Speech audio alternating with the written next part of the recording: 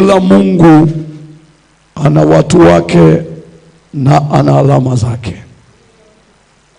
Kwa hiyo watu huwa wanatambulika kwa matunda yao au kwa alama zao, kwamba huyu ni mali ya Kristo au huyu ni mali ya ukoo wao.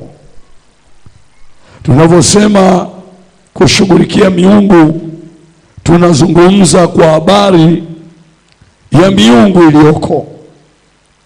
Kama yupo Mungu mkuu, ipo na miungu ya wanadamu ambayo yenyewe inafanya kazi kwa pamoja kuhakikisha inawatoa watu kwa Mungu wao. Na sisi tukagundua ya kwamba ikiwa tuna Mungu aliyetuumba, tuna Mungu aliyetuokoa, hatutakubali kuondoka kwa Mungu wetu.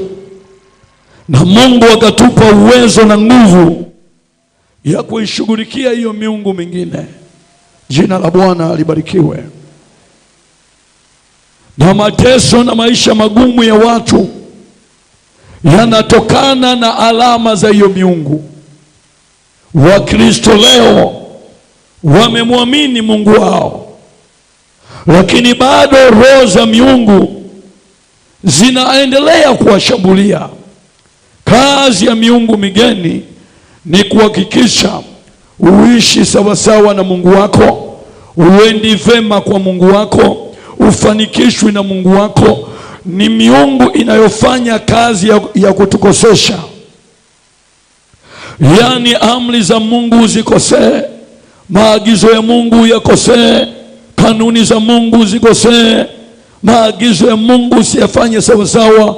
Hizo ni kazi zinazofanywa na miungu migeni. Sema tena haleluya.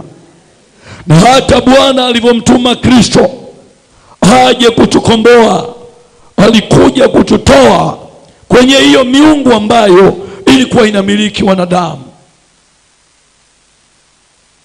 Wana wa Mungu walivyokosa mbele za Mungu, walivyotoka kwenye mikono ya Mungu, miungu migeni ikawamiliki.